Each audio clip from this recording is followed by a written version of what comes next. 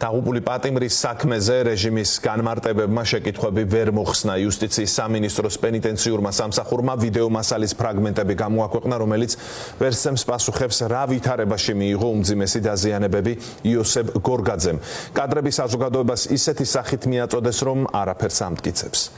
სამეთვალყურეო კადრების კამერების ჩანაწერებმა დაცვის მხარესა და ოჯახს ეჭვები პირიქით. გაუმძაფრა ზოგიერთ კადრში ჩანს იოსებ გორგაძე, რომელიც ტელეფონით საუბრობს, ასევე ვხედავთ მის გადაადგილებას, ახლა კადრში ადევნებთ თქვენ ამას თვალს გადაადგილებას დერეფანში. შემდეგ კი უკვე ვხედავთ, რომ ციხიდან ის საკაცით გახყავთ. ვერსად ვხედავთ სად და რა ვითარებაში მიიღო მან 30-ზე მეტი დაზიანება მოტეხილობა. საბოლოოდ პატიმარი კლინიკაში გარდაიცვალა. რეჟიმი ამტკიცებს, რომ ჩხუბისა და ძალადობის ფაქტი არ დასტურდება. ადვოკატი კი ეყრდნობა ექსპერტიზას და გამორიცხავს, რომ დაცემით გორგაძემ ამდენი და ასეთი მძიმე ფორმის დაზიანება მიიღო. პენიტენციური სამსახურის განმარტებები და გავრცელებული ვიდეო კადრები სულ უფრო მეტ ვარაუდს აჩენს. ქეთი ნადიბაიძე შემოგვიერთა პირდაპირ ეთერში. ქეთი, რა აკლია სრული სურათის აღდგენას? იუსტიციის სამინისტროს მიერ გავრცელებული ამ დამონტაჟებული ვიდეოდან ვიღებთ, რომ პატიმარმა იოსებ გორგაძემ გლდანის ციხეში ბოლო დღე, რომელიც მან გლდანის ციხეში გაატარა, არის 2025 წლის 23 იანვარი, ეს ის დღე, როდესაც მისი ვითარება დამძიმდა და ის გადაიყვანეს სასწრაფო დახმარების მანქანით უკვე ვივან მედის კლინიკაში. რა მოხდა მანამდე ციხეში? აი ეს არის სწორედ მთავარი კითხვა, რომელზე პასუხიც ამ ვიდეო მასალაში არ იძებნება.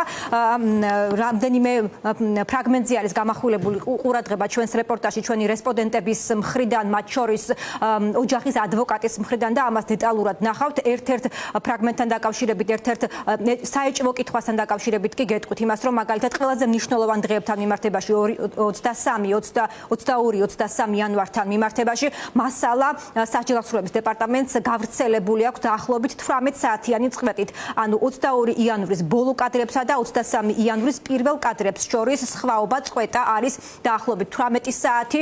ამ პერიოდის განმავლობაში სად არის პატიმარი, ფიზიკურად როგორი იყო მისი მდგომარეობა, ეს რჩება ამ ვიდეო მასალის გავრცელების შემდეგ. უცნობი, სწორედ ამიტომ ამ მტკიცების მიუხედავად, რომ პატიმარი ციხეში არ უცემიათ, ამ მასალების გავრცელებამ პირიქით არაერთი საეჭვო კითხვა გააჩინა. სასჯელ აღსრულების დეპარტამენტის მიერ გავრცელებული დამონტაჟებული ვიდეო მასალა 9 საათიანია და 24 ფრაგმენტისგან შედგება. ამ მასალაში უწყებამ 3 დღე, 21, 22 და 23 იანვარი ჩაატია. პატიმარი იოსებ გორგაძე გავრცელებულ ვიდეოში ფიზიკურად ჯანმრთელი, უკანასკნელად 22 იანვრის შუადღის 2-ის ნახევრამდე ჩანს. ის სატელეფონო ოთახშია, შემდეგ კი საკანში ბრუნდება. 22 იანვრის ჩანაწერი აქ წყდება და ვიდეო 23 იანვრის დილიდან გრძელდება, როცა პატიმრებთან საუზმე ჩამოატარეს. თუმცა აღარც ერთ კადრში იოსებ გორგაძე ფიზიკურად აღარ ჩანს, სანამ შუადღისას საკნიდან უკვე საკაცით არ გაიყვანეს. იუსტიციის სამინისტრო ამ დამონტაჟებული მასალებით იმის დამტკიცებას ცდილობს, რომ იოსებ გორგაძე ციხეში არავის უცემია. ანუ რეალურად 22 იანვრის შუადღიდან, სადღაც 2 საათიდან 23 იანვრის შუადღემდე პრაქტიკულად მის ჯანმრთელობის მდგომარეობასთან დაკავშირებით არაფერი არ ჩანს. ის რომ 8 საათზე მას მიუტანეს და დაუტოვეს რაიმე ნივთი თუ დაუტოვეს აუშვათ საუზმე, ხომ? ეს არ ნიშნავს და ვერ ამტკიცებს ეს კადრები იმას, რომ ამ დროს პატიმარი არის ჯანმრთელი, უნებელი და მას არაფერი პრობლემა არ აწუხებს. ყოფილი სახალხო დამცველისთვის უწყების მიერ გავრცელებული ვიდეო არათუ პატიმარზე ძალადობის ვერსიას აკარწყლებს, არაერთ საეჭვო შეკითხვას აჩენს. მათ შორის ერთ-ერთია, თუ რა მოხდა 22 იანვრის დღის მეორე ნახევარში და რატომ არ ქვეყნდება ამ პერიოდის ამსახველი არც ერთი კადრი. ეს მასალები ყოფილა შენახული და არაფერი გამქრალი არ არის. ყოველ შემთხვევაში მისი ნაწილი უკვე ვიხილეთ და ეს ნიშნავს იმას, რომ სავარაუდოდ სრული ნაწილი, სრული მოცულობის ვიდეო მასალა მისი უმტკიცებულებებიც არსებობს. ანუ გამოძიებას აქვს სრული მასალა, წვდომა ამ მასალებზე, მათ შეეძლოთ კონკრეტული პასუხისმგებელი პირების გამოკვეთა, თუმცა ვნახეთ, რომ ამ კუთხით არაფერი მომხდარა. ციხეში ყოფნის ბოლო დღესაც, ანუ 23 იანვარს, პატიმარი რომ არავის უცემია, ამის სამტკიცებლად უწყება რამდენიმე ფრაგმენტს ავრცელებს. Როგორ ჩამოატარეს საუზმე, სადილი, როგორ მიუტანეს და საკანთან დაუტოვეს მაღაზიის ამანათი, რომელიც ბადრაგმა შეაწოდა. Თუმცა არც ერთ ამ კადრში არ ჩანს, ვისთან აქვთ ციხის ამ თანამშრომლებს კომუნიკაცია. იოსებ გორგაძესთან თუ მის თანამესაკნესთან, ან როგორ გამოიყურება ის ფიზიკურად. მდგომარეობა შუადღისას, სადილის შემდეგ მძიმდება. კადრებში ჩანს ბადრაგის კომუნიკაცია უცნობ პატიმართან. შემდეგ ბადრაგი უკან ბრუნდება და საკნისკენ გარბის. იძახებს ექიმებს. ცოტა ხანში იძახებენ სასტრაფოს და ის საკაცით მანქანისკენ მიჰყავთ. სავარაუდოდ უგონო მდგომარეობაში.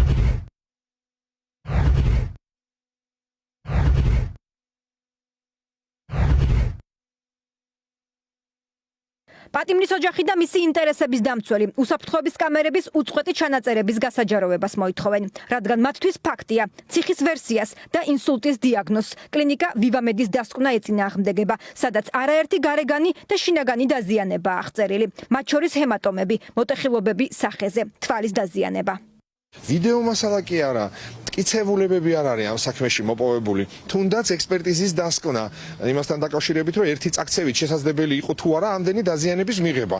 რატო არ დასვეს ეს კითხვა სამხარაულის ექსპერტიზის ბიუროში 4 თვე გავიდა უკვე და რა უნდოდა ამ კითხვის დასმას? არაფერი. უბრალოდ ნება არ არის ამასთან დაკავშირებით. არსებობს პენიტენცი ნომერ მერვე დაწესებულების ფორმა 100, სადაც არის ინსულტით შეყვანილი ადამიანი. არსებობს ვივამედის ფორმა 100 და სხვა სამედიცინო დოკუმენტაცია, რომელმაც ინსულტი გამორიცხა.